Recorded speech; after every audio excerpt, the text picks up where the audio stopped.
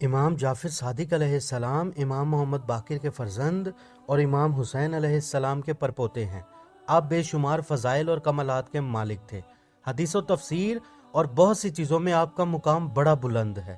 امام ابو حنیفہ اور امام مالک جیسے بڑے علماء بھی آپ کے شاگرد تھے اور آپ کی حیات طیبہ میں فیض حاصل کرتے رہے۔ اہل بیت رسول صلی اللہ علیہ وآلہ وسلم سے منسوب اکثر احادیث امام جعفر صادق علیہ السلام سے ہی نقل ہوئی ہیں۔ آپ علیہ السلام قرآن و فہم میں بڑا مقام رکھتے تھے۔ امام مالک نے فرمایا تھا، میں جتنی مدت امام جعفر صادق علیہ السلام کے پاس رہا انہیں 3 حالتوں میں ہی پایا، یا نماز کی حالت میں، یا روزہ کی حالت میں، یا ذکر کی حالت میں۔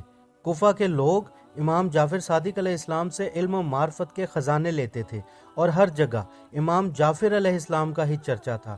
جب رمضان کا مہینہ آتا تو امام بڑے شوق سے استقبال کرتے اور امام سے بہت سی